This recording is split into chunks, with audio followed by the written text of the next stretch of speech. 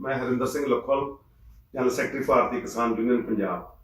पिछले 50 सालों तो साडी जथेबंदी जिहड़ी आ किसानां दे संघर्ष लई काम कर रही आ। बड़े बड़े संघर्ष जिते भी गए ने। जिहड़ा हुण संयुक्त मोर्चा संघर्ष आ ਉਹਦੇ ਵਿੱਚ ਵੀ ਅਸੀਂ ਸ਼ੁਰੂ ਤੋਂ ਹੀ ਲੈ ਕੇ ਜਦ ਇਹ ਕਾਨੂੰਨ ਬਣਾਏ ਗਏ ਨੇ ਉਦੋਂ ਤੋਂ ਹੀ ਅਸੀਂ ਇਹਦੀ ਵਿਰੋਧਤਾ ਕਰਦੇ ਆ ਰਹੇ ਹਾਂ। ਪਹਿਲਾਂ ਅਸੀਂ ਡੀਸੀਆਂ ਨੂੰ ਮੰਗ ਪੱਤਰ ਦਿੱਤੇ, ਫਿਰ ਅਸੀਂ ਰਾਜਪਾਲ ਜੀ ਨੂੰ ਮੰਗ ਪੱਤਰ ਦਿੱਤਾ ਗਿਆ, ਫਿਰ ਅਸੀਂ ਗਵਰਨਰ ਸਾਹਿਬ ਨੂੰ ਮੰਗ ਪੱਤਰ ਦਿੱਤੇ, ਸੀਐਮ ਸਾਹਿਬ ਨੂੰ ਮੰਗ ਪੱਤਰ ਦਿੱਤੇ, ਪ੍ਰਧਾਨ ਮੰਤਰੀ ਜੀ ਨੂੰ ਮੰਗ ਪੱਤਰ ਦਿੱਤੇ। ਉਸ ਤੋਂ ਬਾਅਦ ਅਸੀਂ ਜਿਹੜੀਆਂ ਨੇ ਗੱਡੀਆਂ ਵੀ ਰੋਕੀਆਂ, ਸੜਕੀ ਆਵਾਜਾਈ ਰੋਕੀ, ਟ੍ਰੇਨਾਂ ਰੋਕੀਆਂ ਗਈਆਂ। ਪੰਜਾਬ ਦੇ ਵਿੱਚ ਲੰਬੇ ਸਮੇਂ ਤੋਂ ਸਾਰੀਆਂ ਜਥੇਬੰਦੀਆਂ ਇਕੱਠੀਆਂ ਕੀਤੀਆਂ ਗਈਆਂ। ਪਹਿਲਾਂ 6 ਜਥੇਬੰਦੀਆਂ, ਫਿਰ 9, 13, 21, ਫਿਰ 32 ਜਥੇਬੰਦੀਆਂ ਦਾ ਅਸੀਂ ਸਮੂਹ ਬਣਾ ਕੇ ਅੱਜ 40 ਜਥੇਬੰਦੀਆਂ ਜਿਹੜੀਆਂ ਨੇ ਸਾਰੇ ਇੰਡੀਆ ਦੇ ਵਿੱਚੋਂ ਉਹਨਾਂ ਦਾ ਬਣਾ ਕੇ ਅਸੀਂ ਇਹ ਸੰਘਰਸ਼ ਲੜਦੇ ਆ ਰਹੇ ਹਾਂ। ਅਸੀਂ 26 ਤਰੀਕ ਨੂੰ ਜਿਹੜਾ ਪੰਜਾਬ ਤੋਂ ਤੁਰੇ ਸੀਗੇ, ਮੇਰੀ ਡਿਊਟੀ ਜਿਹੜੀ ਸੀਗੀ ਚੰਡੀਗੜ੍ਹ ਜਿਹੜਾ ਹਾਈਵੇ ਹੈ, ਚੰਡੀਗੜ੍ਹ ਅੰਬਾਲਾ ਹਾਈਵੇ, ਉੱਥੋਂ ਲੱਗੀ ਸੀ ਅਤੇ 600-700 ਟਰਾਲੀ ਲੈ ਕੇ ਮੈਂ ਉੱਥੋਂ ਅਸੀਂ ਬਾਰਡਰ ਪਾਰ ਕਰਕੇ ਹਰਿਆਣੇ ਵੱਲ ਨੂੰ ਅਸੀਂ ਵਧੇ ਸੀ। 26 ਤਰੀਕ ਨੂੰ ਅਸੀਂ ਦਿੱਲੀ ਦੇ ਵਿੱਚ ਆ ਗਏ ਸੀਗੇ। ਉਦੋਂ ਤੋਂ ਹੀ ਅਸੀਂ ਇੱਥੇ ਬੈਠੇ ਹਾਂ। ਹਰਿਆਣੇ ਨੇ ਭਾਵੇਂ ਰੋਕਣ ਦੀਆਂ ਕੋਸ਼ਿਸ਼ਾਂ ਕੀਤੀਆਂ, ਬੜੇ ਸਾਡੇ 'ਤੇ ਬੰਦਸ਼ਾਂ ਲਾਈਆਂ, ਪਰ ਅਸੀਂ ਬੇਪਰਵਾਹ ਹੋ ਕੇ ਸਾਰੀਆਂ ਨਾਕੇ ਭੰਨਦੇ ਹੋਏ ਦਿੱਲੀ ਆ ਕੇ ਬੈਠ ਗਏ ਹਾਂ। ਉਦੋਂ ਤੋਂ ਅਸੀਂ ਇੱਥੇ ਬੈਠ ਕੇ ਜਿਹੜਾ ਪੂਰਨ ਸ਼ਾਂਤਮਈ ਜਿਹੜਾ ਸਾਡਾ ਸੰਘਰਸ਼ ਚੱਲ ਰਿਹਾ। ਜਿੰਨੀਆਂ ਵੀ ਮੀਟਿੰਗਾਂ ਸਰਕਾਰ ਨੇ ਸੱਦੀਆਂ ਗਈਆਂ ਉਹਨਾਂ 'ਚ ਮੈਂ ਹਾਜ਼ਰ ਵੀ ਹੁੰਦਾ ਰਿਹਾ। ਸਾਰੀਆਂ ਮੀਟਿੰਗਾਂ ਦਾ ਹਿੱਸਾ ਵੀ ਅਸੀਂ ਜਥੇਬੰਦੀਆਂ ਦੇ ਨਾਲ ਬਣ ਰਹੇ ਹਾਂ। ਜਿਹੜੇ ਕਾਲੇ ਕਾਨੂੰਨ ਨੇ, ਪਹਿਲਾਂ ਤਾਂ ਸਰਕਾਰ ਇਹੀ ਕਹੀ ਗਈ ਆ, ਸਾਨੂੰ ਸਮਝਾਉਣ ਦੀ ਕੋਸ਼ਿਸ਼ ਕੀਤੀ ਗਈ ਆ। ਰੋਜ਼ ਸਾਨੂੰ ਫੋਨ ਵੀ ਇਹਨਾਂ ਦੇ ਵੱਡੇ ਲੀਡਰਾਂ ਦੇ ਵੀ ਆਉਂਦੇ ਰਹੇ ਨੇ, ਬੜੇ ਪੰਜਾਬ ਦੇ ਹਿੱਤ ਦੇ ਵਿੱਚ ਨੇ ਇਹ ਕਾਨੂੰਨ, ਤੁਸੀਂ ਮੰਨ ਜਾਓ, ਇਹਨਾਂ ਨੂੰ ਲਾਗੂ ਹੋ ਲੈਣ ਦਿਓ। ਪਰ ਸਾਡੇ ਬਾਰ-ਬਾਰ ਸਾਡੇ ਕਿਸਾਨ ਲੀਡਰਾਂ ਦੇ ਸਮਝਾਉਣ ਦੇ ਨਾਲ, ਕਿਉਂਕਿ ਅਸੀਂ ਕਹਿੰਦੇ ਹਾਂ ਵੀ ਜਿੱਥੇ ਹੁਣ ਇਹ ਜਿਹੜਾ ਕਾਨੂੰਨ ਬਣਾਏ ਆ, ਜੇ ਹੁਣ ਕਹਿੰਦੇ ਪ੍ਰਾਈਵੇਟ ਮੰਡੀ ਕਰ ਦਾਂਗੇ, APMC ਖਤਮ ਕਰ ਦੇਵਾਂਗੇ, ਉਹ ਕਿਵੇਂ ਚੱਲ ਸਕਦਾ? ਜੇ 2 ਮੰਡੀਆਂ ਨੇ ਤਾਂ ਇੱਕ ਮੰਡੀ ਦੇ ਵਿੱਚ ਤਾਂ ਟੈਕਸ ਹੈਗਾ 8.5% ਟੈਕਸ ਆ, 3% RDF, 3% ਜਿਹੜੀ ਆ ਮਾਰਕੀਟ ਫੀਸ, ਤੇ 2.5% ਜਿਹੜੀ ਆੜਤ ਆ, ਤੇ ਇੱਕ ਮੰਡੀ ਪੈਰਲਲ ਉਹਦੇ ਬਰਾਬਰ ਤੁਸੀਂ ਖੜੀ ਕਰ ਦਵੋ ਜਿੱਥੇ ਕੋਈ ਟੈਕਸ ਹੀ ਨਹੀਂ ਹੋਊਗਾ।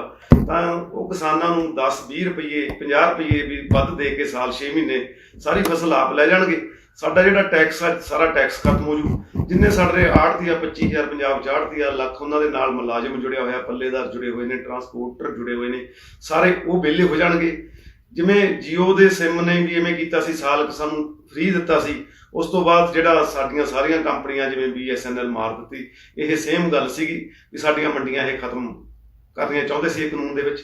ਦੂਸਰਾ ਸੀ ਭੰਡਾਰਨ ਦੀ ਸਮਰੱਥਾ, ਵੀ ਜੋ ਤੁਸੀਂ ਮਰਜ਼ੀ ਜਿੰਨਾ ਮਰਜ਼ੀ ਭੰਡਾਰ ਕਰ ਲਓ, ਜਿੰਨਾ ਮਰਜ਼ੀ ਜਮ੍ਹਾਂ ਕਰ ਲਓ। ਕਿਸਾਨ ਕੋਲ ਕਿੱਥੇ ਜਮ੍ਹਾਂ ਕਰਨ ਦੀ ਗੱਲ ਹੁੰਦੀ ਹੈ? ਕਿਸਾਨ ਤਾਂ ਆੜਤੀਆਂ ਦੇ ਜਾਂ ਸ਼ਾਹੂਕਾਰਾਂ ਦੇ ਰਹਿਮੋ ਕਰਮ ਤੇ, ਉਹਨੇ ਤਾਂ ਜਿੰਨੀ ਕਿ ਉਹਦੀ ਫਸਲ ਹੁੰਦੀ ਆ ਉਹਨੇ ਪਹਿਲਾਂ ਹੀ ਉਹ ਪੈਸੇ ਜਿਹੜੇ ਆ ਲੈ ਲਏ ਹੁੰਦੇ ਆ। ਇਹ ਭੰਡਾਰ ਦੀ ਸਮਰੱਥਾ ਵੀ ਜਿਹੜੀ ਆ ਇਹ ਅੰਡਾਨੀਆਂ ਅੰਬਾਨੀਆਂ ਨੇ ਪਹਿਲਾਂ ਹੀ ਇੰਨੇ ਗਡਾਊਨ, ਇੰਨੇ ਸੈਲੋਜ਼ ਇੱਥੇ ਬਣਾ ਲਏ ਸੀ ਵੀ ਅਸੀਂ ਇੱਥੇ ਭੰਡਾਰਨ ਕਰ ਲਵਾਂਗੇ। ਕਈ ਮੇਰੇ ਵੀਰਾਂ ਨੂੰ ਇਹਦੇ ਵੱਲ ਵੀ ਸਪਸ਼ਟ ਹੋਣਾ ਪਊਗਾ ਵੀ ਆਪਾਂ ਨੂੰ ਕੀ ਫਰਕ ਪੈਂਦਾ ਆਪਣੀ ਫਸਲ ਲੈ ਕੇ, ਜੇ ਇਹ ਅੰਡਾਨੀ ਜਾਂ ਅੰਬਾਨੀ ਭੰਡਾਰਨ ਕਰ ਲੈਣਗੇ ਤਾਂ ਕੀ ਫਰਕ ਪੈਂਦਾ? ਇਹ 'ਚ ਬੜਾ ਵੱਡਾ ਫਰਕ। ਇਹਨਾਂ ਨੇ ਇਕੱਲੀ ਆਪਣੀ ਫਸਲ ਨਹੀਂ ਖਰੀਦਣੀ। ਜਿੱਥੇ ਜੇ ਇਹਨਾਂ ਨੂੰ ਕਣਕ ਅਮਰੀਕਾ ਤੋਂ ਸਸਤੀ ਲੱਗਦੀ ਆ, ਸਾਰੇ ਵਰਲਡ ਦੇ ਵਿੱਚ ਚੀਨੀ ਵੀ ਸਸਤੀ ਆ, ਕਣਕ ਵੀ ਸਸਤੀ ਆ, ਤੇ ਚੌਲ ਵੀ ਸਸਤਾ ਇੰਡੀਆ ਦੇ ਨਾਲੋਂ, ਭਾਰਤ ਨਾਲੋਂ। ਉੱਥੋਂ ਲਿਆ ਕੇ ਇਹ ਭੰਡਾਰ ਕਰ ਲੈਣਗੇ। ਜਾਂ ਸਾਡੀ ਫਸਲ ਆਊਗੀ, ਇਹ ਕਹਿਣਗੇ ਸਾਨੂੰ ਤਾਂ ਲੋੜ ਹੀ ਨਹੀਂ ਖਰੀਦਣ ਦੀ, ਸਾਡੇ ਤੋਂ ਉਹੀ 800-900 ਰੁਪਏ ਜਿਹੜੀ ਸਾਡੀ ਫਸਲ ਆ ਖਰੀਦ ਲਿਆ ਕਰਨਗੇ। ਤੇ ਜਦ ਵੇਚਣ ਵੇਲੇ ਭੰਡਾਰ ਹੋ ਗਿਆ, ਜਦ ਕੋਈ ਸਮਰੱਥਾ ਹੀ ਨਹੀਂ ਹੈਗੀ, ਆਪਾਂ ਗਵਰਨਮੈਂਟ ਦਾ ਕੰਟਰੋਲ ਹੀ ਨਹੀਂ ਹੈਗਾ, ਫਿਰ ਇਹ ਖਾਣ ਵਾਲੇ ਨੂੰ ਵੀ ਤੇ ਸਾਰਿਆਂ ਲੋਕਾਂ ਨੂੰ ਮਹਿੰਗੀ ਕਰਨਗੇ ਵੀ ਨਹੀਂ ਹੈ ਨਹੀਂ ਆਪਦਾ, ਹੌਲੀ ਇਹ ਵੇਚਣਗੇ। ਉਹੀ ਸਾਨੂੰ ਜਿਹੜੀ ਆ ਚੀਜ਼ ਸਾਡੀ 18 ਰੁਪਏ ਵਿਕਦੀ ਆ, 15 ਰੁਪਏ ਵਿਕਦੀ ਆ, 70-80 ਰੁਪਏ ਪੈਕਿੰਗ ਕਰਕੇ ਇਹ ਸਾਨੂੰ ਇਹ ਸਮਾਨ ਵੇਚਣਗੇ।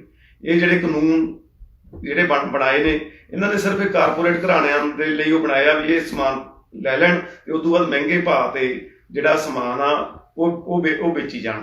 ਤੇ ਇਸ ਤਰ੍ਹਾਂ ਦੇ ਕਾਨੂੰਨਾਂ ਦੀ ਅਸੀਂ ਜਿਹੜੀ ਇਹ ਵਿਰੋਧਤਾ ਕਰਦੇ ਹਾਂ। ਤੇ ਹੁਣ ਜਿਹੜੀਆਂ ਨੇ ਇਹ ਸਾਨੂੰ ਜਿਹੜੀਆਂ ਪਾਰਟੀਆਂ ਜਾਂ ਗਵਰਨਮੈਂਟ ਆ ਸੈਂਟਰ ਦੀ, ਹੁਣ ਕੁਛ ਕਹਿਣ ਲੱਗ ਗਈ ਆ ਵੀ ਹਾਂ ਜੇ ਤੁਸੀਂ ਬਦਲਾਅ ਕਰਾਉਣਾ ਕਾਨੂੰਨਾਂ ਦੇ ਵਿੱਚ ਤਾਂ ਕਰਾ ਲਓ। ਫਿਰ ਕਹਿੰਦੇ ਕੰਟਰੈਕਟ ਫਾਰਮਿੰਗ ਅਸੀਂ ਬੜੇ ਕਰਕੇ ਵੀ ਦੇਖੀ। ਅਸੀਂ ਪੈਪਸੀ ਨਾਲ ਵੀ ਕੰਟਰੈਕਟ ਫਾਰਮਿੰਗ ਕੀਤੀ ਆ। ਜਦ ਤਾਂ ਫਸਲ ਵਾਧੂ ਆ ਤਾਂ ਮਾਰਕੀਟ ਦੇ ਵਿੱਚ ਰੇਟ ਹੈਗਾ ਤਾਂ ਸਾਤੋਂ ਖਰੀਦ ਲੈਂਦੇ ਆ। ਜੇ ਉਹ ਫਸਲ ਫਿਰ ਜੇ ਵੱਧ ਗਈ ਤਾਂ ਉਹਨਾਂ ਨੇ ਕਹਿਣਾ ਨਾ ਜੀ ਸਬ ਸਟੈਂਡਰਡ ਆ, ਇਹਦਾ ਸਟੈਂਡਰਡ ਨਹੀਂ, ਇਹਦਾ ਦਾਣਾ ਮਾੜਾ, ਇਹਦਾ ਦਾਣਾ ਕਾਲਾ, ਉਹ ਕਹਿ ਕੇ ਸਾਡੀ ਫਸਲ ਫਿਰ ਇਹਨਾਂ ਨੇ ਇਸ ਤਰ੍ਹਾਂ ਹੀ ਲੁੱਟ ਲਿਆ ਕਰਨੀਆਂ। ਅਸੀਂ ਜਿਵੇਂ ਗੰਨਾ ਮਿੱਲਾਂ ਨੇ, ਅਸੀਂ ਉਹਨਾਂ ਨਾਲ ਕੰਟਰੈਕਟ ਫਾਰਮਿੰਗ ਕਰਦੇ ਹਾਂ। ਉਹ ਅਸੀਂ ਕਹਿੰਦੇ ਹਾਂ ਵੀ 1000 ਕੁਆਂਟਲ ਗੰਨਾ ਵੇਚਾਂਗੇ, ਉਹ ਸਾਡੇ ਨਾਲ ਇੱਕ ਐਗਰੀਮੈਂਟ ਕਰਦੇ ਆ, 85% ਸਾਨੂੰ ਸਪਲਾਈ ਕਰਨਾ ਪੈਂਦਾ। ਜੇ ਅਸੀਂ 85% ਸਪਲਾਈ ਨਹੀਂ ਕਰਦੇ ਤਾਂ ਸਾਡੇ ਤੇ ਪੈਨਲਟੀ ਲੱਗਦੀ ਆ। ਪਰ ਗਵਰਨਮੈਂਟ ਸਾਨੂੰ ਸਾਲ ਹੋ ਗਿਆ ਗੰਨਾ ਵੇਚੇ ਨੂੰ, ਸਾਨੂੰ ਪੈਸੇ ਨਹੀਂ ਮਿਲ ਰਹੇ ਗੰਨੇ ਦੇ। ਪਰ ਉਹਨਾਂ ਦੀ ਇੱਕ ਸ਼ਰਤ ਹੁੰਦੀ ਹੈ ਕੰਟਰੈਕਟ ਦੇ ਵਿੱਚ ਵੀ 14 ਦਿਨਾਂ ਦੇ ਵਿੱਚ ਪੇਮੈਂਟ ਮਿਲਣੀ ਚਾਹੀਦੀ ਆ। ਪਰ ਅਸੀਂ ਕੇਸ ਕਰਕੇ ਵੀ ਹੰਭ ਗਏ, ਕੋਈ ਸਾਨੂੰ ਪੈਸੇ ਨਹੀਂ ਮਿਲਦੇ। ਫਿਰ ਇਹ ਕਹਿੰਦੇ ਆ, ਇਹਨਾਂ ਦੇ ਕਾਨੂੰਨ 'ਚ ਸੀ ਵੀ ਤੁਸੀਂ SDM ਜਾਂ DC ਤੱਕ ਜਾ ਸਕਦੇ ਹੋ, ਤੁਸੀਂ ਅੱਗੇ ਅਦਾਲਤ 'ਚ ਕੇਸ ਨਹੀਂ ਕਰ ਸਕਦੇ। SDM DC ਤਾਂ ਇਹਨਾਂ ਦੇ ਬੰਦੇ ਆ। ਅੱਜ ਦੀ ਉਹ ਗੱਲ ਆ, ਅੱਜ ਪੰਜਾਬ 'ਚ 1-2 SDM DCਆਂ ਨੇ ਕਹਿਤਾ ਵੀ ਤੁਸੀਂ ਜਿਹੜੇ ਕਿਸਾਨ ਜਥੇਬੰਦੀਆਂ ਨੇ ਇਹਨਾਂ ਨੂੰ ਤੁਸੀਂ ਟੈਂਟ ਨਹੀਂ ਦੇ ਸਕਦੇ। SDM ਨੇ ਫਰਮਾਨ ਜਾਰੀ ਕੀਤਾ ਟੈਂਟਾਂ ਵਾਲਿਆਂ ਨੂੰ। ਇਹ ਤਾਂ ਇਹਨਾਂ ਸਰਕਾਰਾਂ ਦੇ ਬੰਦੇ ਆ, ਇਹਨਾਂ ਦੀ ਬੋਲੀ ਇਹਨਾਂ ਨੇ ਬੋਲਣੀ ਆ। ਇਹ ਸਾਨੂੰ ਕਿਵੇਂ ਨਿਆਂ ਦੇ ਸਕਦੇ ਆ? ਸਾਨੂੰ ਇਹਨਾਂ ਤੇ ਵੀ ਜਿਹੜਾ ਕੋਈ ਭਰੋਸਾ ਨਹੀਂ ਹੈਗਾ SDM ਜਿਹੜਾ DC ਦੇ ਉੱਪਰ। ਫਿਰ ਇਹ ਕਹਿੰਦੇ ਵੀ ਪੈਨ ਕਾਰਡ, ਕੋਈ ਵੀ ਬੰਦਾ ਪੈਨ ਕਾਰਡ ਹੋਲਡਰ ਜਾਂ ਆਧਾਰ ਕਾਰਡ ਹੋਲਡਰ ਜਿੰਨੀ ਮਰਜ਼ੀ ਤੁਹਾਡੀ ਫਸਲ ਖਰੀਦ ਸਕਦਾ। ਉਹ ਕਿਵੇਂ ਹੋ ਸਕਦਾ? ਕਿਉਂਕਿ ਕਾਰਪੋਰੇਟ ਘਰਾਣਾ ਕੋਈ ਬੰਬੇ ਬੈਠਾ ਹੋਊ, ਕੋਈ ਲੰਡਨ ਬੈਠਾ ਹੋਊ, ਉਹ ਆਊਗਾ, ਮੁੰਡੇ ਰੱਖੇ ਹੋਣਗੇ ਉਹਨਾਂ ਨੇ ਸਾਡੇ ਪਿੰਡਾਂ ਦੇ ਵਿੱਚੋਂ ਹੀ, ਉਹ ਸਾਡੀ ਸਾਰੀ ਫਸਲ ਖਰੀਦ ਲੈਣਗੇ, ਸਾਨੂੰ ਇੱਕ ਸਲਿੱਪ ਦੇ ਜਾਣਗੇ। ਤੇ ਅਸੀਂ ਉਹ ਕਿੱਥੋਂ ਬੰਦਿਆਂ ਨੂੰ ਲੱਭਾਂਗੇ, ਕਿੱਥੋਂ ਫੜਾਂਗੇ ਜਾ ਕੇ? ਜਦ ਸਰਕਾਰ ਤੇ ਬੈਂਕਾਂ ਦਾ ਪੈਸਾ ਲੈ ਕੇ ਲੋਕ ਬਾਹਰਲੇ ਦੇਸ਼ਾਂ ਨੂੰ ਭੱਜ ਗਏ ਤੇ ਉਹਨਾਂ ਦਾ ਪੈਸਾ ਤਾਂ ਇਹ ਵਾਪਸ ਸਰਕਾਰਾਂ ਤਾਂ ਕਰਾ ਨਹੀਂ ਸਕੀਆਂ। ਇੱਕ ਕਿਸਾਨ ਕਿਵੇਂ ਕੇਸ ਲੜ ਲੂ ਤੇ ਕਿਵੇਂ ਉਹ ਆਪਦਾ ਪੈਸਾ ਜਿਹੜਾ ਬਾਹਰੋਂ ਮੰਗਵਾ ਲੂ? ਇਸ ਲਈ ਇਹ ਸਾਡੇ ਜਿਹੜੇ ਕਾਨੂੰਨ ਨੇ ਇਹ ਮਾੜੇ ਆ। ਉਦੋਂ ਬਾਅਦ ਗੱਲ ਆ ਜਾਂਦੀ ਆ ਵੀ ਜਿਵੇਂ ਹੁਣ ਇਹਨਾਂ ਨੇ ਬਿਹਾਰ ਦੇ ਵਿੱਚ 2006 ਦੇ ਵਿੱਚ APMC ਮੰਡੀਆਂ ਖਤਮ ਕਰਤੀਆਂ ਸੀ। ਤੁਸੀਂ ਉੱਥੇ ਦਾ ਹਾਲਾਤ ਦੇਖ ਲਓ, ਬਿਹਾਰ ਦੇ ਹਾਲਾਤ ਦੇਖ ਲਓ। ਪਰ ਕੈਪਟਿਵਾ ਇਨਕਮ ਉੱਥੇ 7,500 ਰੁਪਈਆ, ਇੱਥੇ 21,000। ਉੱਥੇ ਵਾਲਾ ਜਿਹੜਾ 5-7 ਕਿੱਲੇ ਵਾਲਾ ਕਿਸਾਨ ਆ ਉਹ ਪੰਜਾਬ ਦੇ ਵਿੱਚ ਮਜ਼ਦੂਰੀ ਕਰਨ ਆਉਂਦਾ। ਜਿਹੜਾ ਸਾਡਾ 5-4 ਕਿੱਲੇ ਵਾਲਾ ਕਿਸਾਨ ਆ ਉਹ ਥੋੜੀ ਜਿਹੀ ਚੰਗੀ ਰੋਟੀ ਵੀ ਖਾਂਦਾ। ਤੇ ਕਿੱਥੇ ਅਸੀਂ ਮੋਰਚਾ ਲਗਾਇਆ ਸੀ ਜਦ ਇਹ ਸਰਕਾਰ ਬਣੀ ਆ, ਉਸ ਤੋਂ ਪਹਿਲਾਂ ਦੀ ਮੈਂ ਗੱਲ ਵੀ ਚੱਲ ਜਾਵਾਂ ਡਾਕਟਰ ਮਨਮੋਹਨ ਸਿੰਘ ਵੇਲੇ ਦੀ ਵੀ, ਅਸੀਂ ਉਦੋਂ ਵੀ 1000 ਟਰਾਲੀ ਲੈ ਕੇ, ਅੱਜ ਤੋਂ 15-16 ਸਾਲ ਪਹਿਲਾਂ ਜਦ ਸਵਾਮੀਨਾਥਨ ਕਮਿਸ਼ਨ ਦੀ ਰਿਪੋਰਟ ਬਣੀ ਆ, ਅਸੀਂ ਤੁਰੇ ਸੀ ਚੰਡੀਗੜ੍ਹ। ਅਸੀਂ ਰੋਕੇ ਸੀਗੇ ਕਿਉਂਕਿ ਡਾਕਟਰ ਮਨਮੋਹਨ ਸਿੰਘ ਨੇ, ਪ੍ਰਧਾਨ ਮੰਤਰੀ ਨੇ ਸਾਨੂੰ ਗੱਲਬਾਤ ਲਈ ਸੱਦ ਲਿਆ ਸੀ। ਉਦੋਂ ਗੱਲਬਾਤ ਕਰਕੇ ਉਹਨਾਂ ਨੇ ਇੱਕ ਕਮੇਟੀ ਬਣਾਤੀ ਸੀ ਸਵਾਮੀਨਾਥਨ ਦੀ। ਉਹਨਾਂ ਨੇ 6 ਸਾਲ ਤੱਕ ਕਮੇਟੀ ਇਹ ਉਹਨਾਂ ਨੇ ਦੱਬੀ ਰੱਖੀ। ਉਦੋਂ ਬਾਅਦ ਫਿਰ ਅਸੀਂ ਐਜੀਟੇਸ਼ਨ ਕੀਤੀ ਜੰਤਰ ਮੰਤਰ ਤੇ, ਤਾਂ ਸਾਨੂੰ ਰਾਜਨਾਥ ਸਿੰਘ ਜੀ ਸਾਡੀ ਸਟੇਜ ਤੇ ਆ ਕੇ ਬੋਲੇ ਵੀ ਸਾਡੀ ਸਰਕਾਰ ਬਣਾ ਦਿਓ, ਅਸੀਂ ਆਉਂਦੇ ਸਾਰ ਤੁਹਾਨੂੰ ਸਵਾਮੀਨਾਥਨ ਕਮਿਸ਼ਨ ਦੀ ਰਿਪੋਰਟ ਲਾਗੂ ਕਰ ਦੇਵਾਂਗੇ। ਅਸੀਂ ਵੋਟਾਂ ਪਾਤੀਆਂ, ਇਹਨਾਂ ਦੀ ਸਰਕਾਰ ਅਸੀਂ ਬਣਾਤੀ। ਉਦੋਂ ਬਾਅਦ ਇਹਨਾਂ ਨੇ ਐਫੀਡੇਵਿਟ ਦਿੱਤਾ ਗਾ, ਉਹਦੇ ਵਿੱਚ ਸੁਪਰੀਮ ਕੋਰਟ 'ਚ ਵੀ ਇਹ ਤਾਂ ਉਥਲ ਪੁਥਲ ਹੋ ਜੂ ਜੀ ਅਸੀਂ ਇਹ ਲਾਗੂ ਕਰ ਦਿੱਤੀ। ਸਵਾਮੀਨਾਥਨ ਕਮਿਸ਼ਨ ਦੇ ਮੁਤਾਬਕ C2+50, ਜਿਹਦੇ ਨਾਲ ਸਾਡਾ ਕਣਕ ਦਾ ਰੇਟ 3700-3800 ਰੁਪਏ ਕੁਆਂਟਲ ਬਣਦਾ, ਸਾਨੂੰ ਅੱਜ ਮਿਲ ਰਿਹਾ 1900 ਰੁਪਏ ਕੁਆਂਟਲ। ਜੇ ਕਾਨੂੰਨ ਲਾਗੂ ਹੋ ਜਾਂਦੇ ਆ ਤਾਂ ਇਹ ਮਿਲੂਗਾ 900 ਰੁਪਏ ਕੁਆਂਟਲ। ਅਸੀਂ ਕਹਿੰਦੇ ਵੀ ਜਿਹੜਾ ਮਾਡਲ ਤੁਸੀਂ ਇੱਥੇ ਲਾਗੂ ਕਰਨਾ ਚਾਹੁੰਦੇ ਹੋ ਪੰਜਾਬ, ਹਰਿਆਣਾ ਤੇ ਅੱਧੀ ਯੂਪੀ 'ਚ, ਸਾਰੇ ਸੰਸਾਰ ਦੀਆਂ ਮੰਡੀਆਂ ਦੇ ਵਿੱਚੋਂ ਮੰਡੀਆਂ ਸਾਡੇ ਕੋਲ ਪੰਜਾਬ ਤੇ ਹਰਿਆਣੇ ਦੇ ਵਿੱਚ ਵਧੀਆ, ਕਿਤੇ ਵੀ ਬਾਹਰਲੇ ਦੇਸ਼ਾਂ 'ਚ ਵੀ ਇਹੋ ਜਿਹੀਆਂ ਮੰਡੀਆਂ ਨਹੀਂ ਹੈਗੀਆਂ। ਤੁਸੀਂ ਬਿਹਾਰ 'ਚ ਕਰ ਲਓ, ਗੁਜਰਾਤ 'ਚ ਕਰ ਲਓ, ਜਿਹੜੇ ਸੂਬਿਆਂ ਦੇ ਵਿੱਚ ਤੁਸੀਂ ਇਹਨੂੰ ਪਰਖਣਾ ਚਾਹੁੰਦੇ ਹੀ ਹੋ। ਤੇ ਪਰ ਪੰਜਾਬ ਨੂੰ ਤੁਸੀਂ ਕਿਉਂ ਸਿੱਟਦੇ ਹੋ? ਕਿਉਂਕਿ ਅਸੀਂ ਇੰਨੇ ਪੈਸੇ ਇਨਫਰਾਸਟ੍ਰਕਚਰ ਤੇ ਮੰਡੀਆਂ ਤੇ ਲਾਏ ਨੇ, ਆਪਦਾ ਕੱਢ ਕੇ ਇਨਫਰਾਸਟ੍ਰਕਚਰ ਬਣਾਇਆ। ਬਾਕੀ ਸੂਬਿਆਂ ਨੇ ਤਾਂ ਇਨਫਰਾਸਟ੍ਰਕਚਰ ਹੀ ਨਹੀਂ ਬਣਾਇਆ। ਤੁਸੀਂ ਉਹਦੇ ਨਾਲ ਸਾਡੀ ਤੁਲਨਾ ਨਾ ਕਰੋ। ਫਿਰ ਸਾਨੂੰ ਕਿਹਾ ਜਾਂਦਾ ਜਿਵੇਂ ਬੜੀ ਵੱਡੀ ਗੱਲ ਸੀ, ਕਿਉਂਕਿ ਪੰਜਾਬ ਮੋਹਰੀ ਸੂਬਾ, ਪੰਜਾਬ ਨੇ ਹਮੇਸ਼ਾ ਹਰੇਕ ਜਿਹੜੀ ਸੰਘਰਸ਼ ਦੀ ਅਗਵਾਈ ਕੀਤੀ ਆ। ਭਾਵੇਂ 1906 ਦਾ ਸੰਘਰਸ਼ ਸੀ ਜਿਹੜੇ ਸਾਡੇ ਬਜ਼ੁਰਗਾਂ ਨੇ ਲੜਿਆ, ਭਗਤ ਸਿੰਘ ਜੀ ਦੇ ਚਾਚਾ ਜੀ ਅਜੀਤ ਸਿੰਘ ਨੇ ਲੜਿਆ, 9 ਮਹੀਨੇ ਸਾਨੂੰ ਉਹ ਸੰਘਰਸ਼ ਲੜਨਾ ਪਿਆ ਸੀ। ਉਹਦੇ ਲਈ ਵੀ ਸਾਡੀਆਂ ਇਹ ਜ਼ਮੀਨਾਂ ਕਾਰਪੋਰੇਟ ਘਰਾਣੇ ਖੋਹਣ ਲੱਗੇ ਸੀ, ਜਾਂ ਸਰਕਾਰਾਂ ਅੰਗਰੇਜ਼ ਗਵਰਨਮੈਂਟ ਖੋਹਣ ਲੱਗੀ ਸੀ, ਉਹ ਵੀ ਅਸੀਂ 9 ਮਹੀਨੇ ਲੜਿਆ ਸੀ। ਤੇ ਇਹ ਸੰਘਰਸ਼ ਵੀ ਅਸੀਂ ਜਿਹੜਾ ਪੰਜਾਬ ਮੋਹਰੀ ਹੋ ਕੇ ਲੜ ਰਿਹਾ, ਸਾਡਾ ਛੋਟਾ ਵੀਰ ਹਰਿਆਣਾ ਵੀ ਸਾਡੇ ਨਾਲ ਆ ਗਿਆ, ਜੇ ਯੂਪੀ ਨੇ ਵੀ ਬਾਰਡਰ ਬੰਦ ਕੀਤੇ ਹੋਏ ਨੇ। ਇਸ ਤਰ੍ਹਾਂ ਅਸੀਂ ਸਾਰੇ ਇਹ ਬਾਰਡਰ ਜਿਹੜੇ ਨੇ ਜਾਮ ਕਰਤੇ, ਰਾਜਸਥਾਨ ਦਾ ਬਾਰਡਰ ਵੀ ਜਾਮ ਕਰਤਾ।